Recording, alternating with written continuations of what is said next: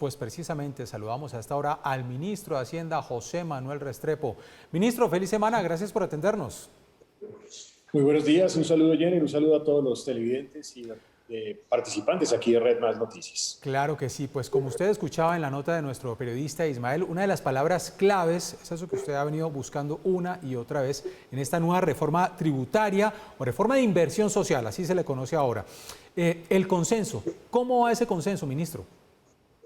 Bueno, Jenny, yo creo que ha habido como algunos elementos en común. Lo primero es hablar de una propuesta que realmente camine hacia fortalecer la capacidad de inversión social en nuestro país. Entender que hoy la prioridad tienen que ser las personas que siguen siendo vulnerables como resultado de la pandemia, los jóvenes que quieren empleo, que quieren educación superior, las mujeres que perdieron su empleo, tantas personas que están hoy en la informalidad y que necesitan tener una renta básica de emergencia. Entonces, el primer consenso es: se necesita urgentemente atender esos programas sociales y por eso la inversión pues es indispensable. En segundo lugar, tenemos que acudir al sentido solidario que han expresado los sectores productivos. Usted vio, por ejemplo, la expresión de la ANDI misma, en el sentido de que el sector productivo quiere contribuir a ese propósito social. Y en tercer lugar, que no podemos tocar a la clase media, no podemos de ninguna manera mover los temas de IVA o de pensiones o ampliar la base de personas naturales en el impuesto de renta. Y que tiene que haber una apuesta, y así lo va a haber, por parte del Estado en la lucha contra la evasión y en la austeridad en el gasto público. Yo creo que esos elementos son como los más recurrentes, y entender que este tiene que ser un instrumento también de recuperación del crecimiento de nuestra economía.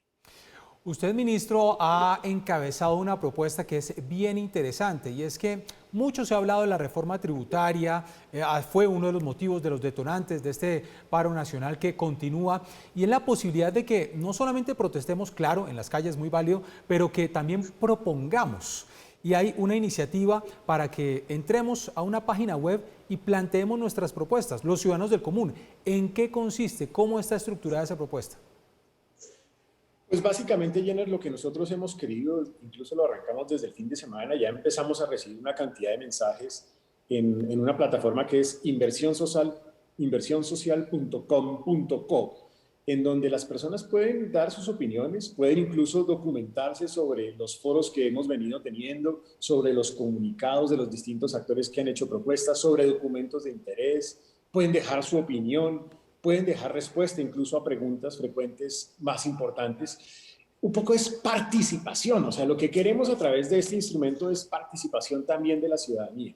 Usted sabe que estamos en varios foros públicos en este momento en el Congreso de la República, en las comisiones terceras y cuartas. Estamos escuchando también a los distintos actores de la sociedad, a los jóvenes, a los sindicatos, escuchando a los empresarios, escuchando a los del Comité del Paro, escuchando a los distintos actores de nuestra sociedad alrededor de esta iniciativa, porque lo que queremos es justamente construir algo que le permita al país, como ya lo decía, proteger vulnerables, lograr estabilidad económica y avanzar en la reactivación del crecimiento de la economía.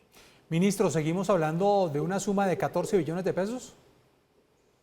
Nosotros estamos hablando de esa suma que es muy distinta a la que se tenía anteriormente. ¿Por qué razón? Porque estamos tratando de focalizar en los programas sociales que necesita ya Colombia, pero también en las necesidades de estabilidad de las finanzas públicas de nuestro país, y sabiendo que esta tiene que ser una propuesta en una primera etapa de una reforma que seguramente tendrá que seguir completando más adelante este país, pero que es una primera etapa priorizando lo que se necesita ya, que son los programas para los más vulnerables.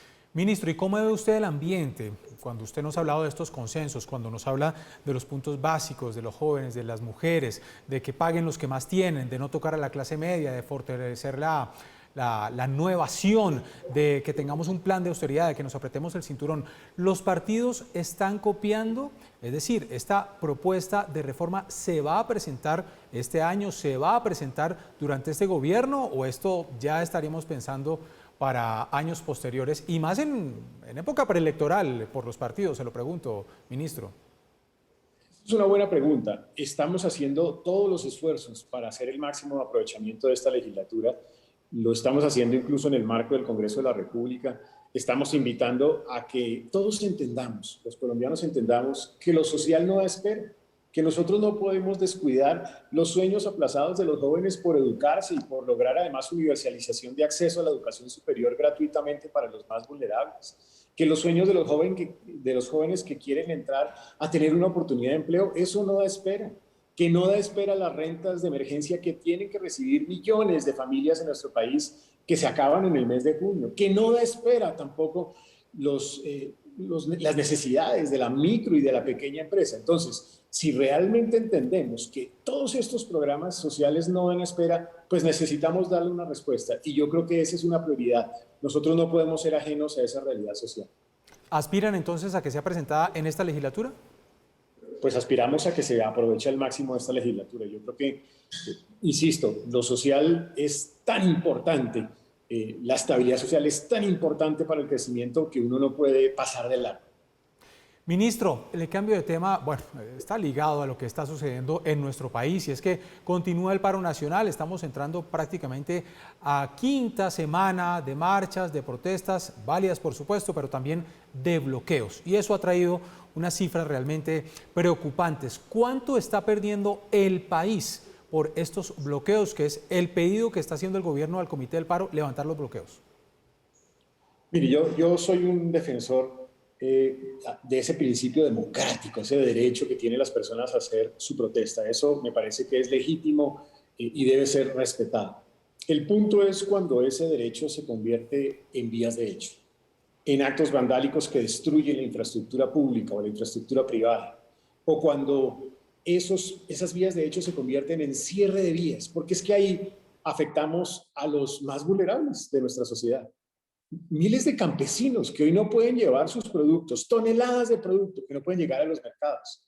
Tantos comerciantes, tenderos a quienes no les llega su producto por los bloqueos de vías y por lo tanto no pueden vender y no pueden llegar con ingresos a su familia.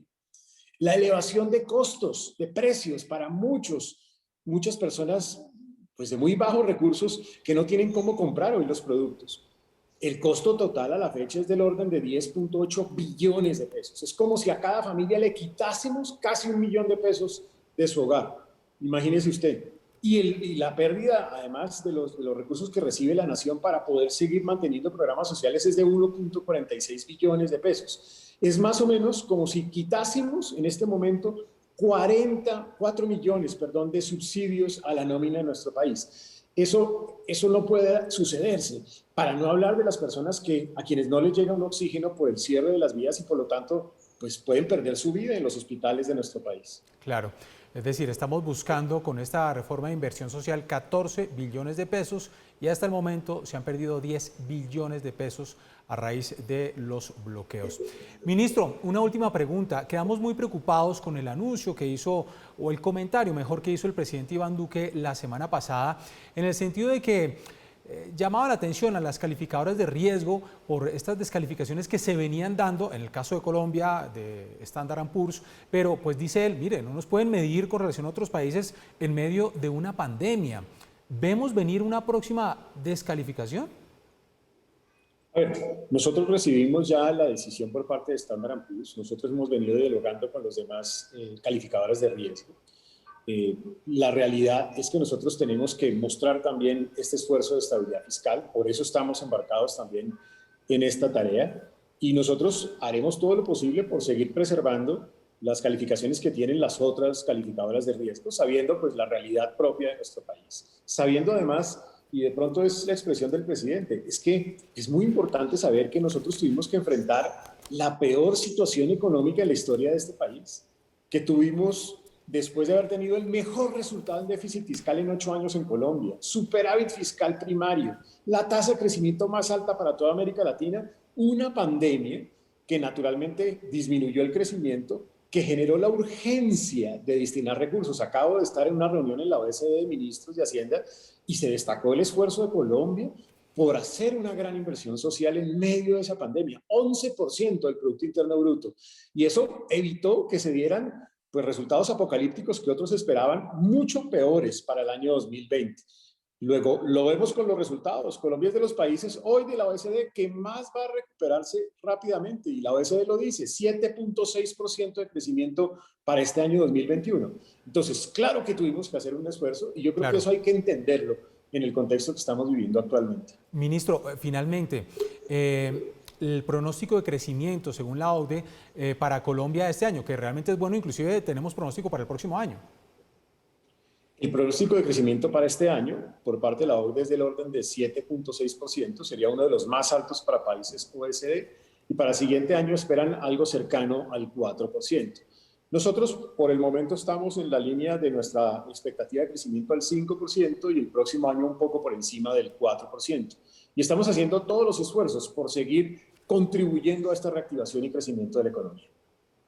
Pues es el ministro de Hacienda, José Manuel Restrepo. Buen pronóstico entonces de crecimiento, pero importante que se siga avanzando en este proyecto de inversión social, reforma tributaria. Ministro, feliz semana, gracias.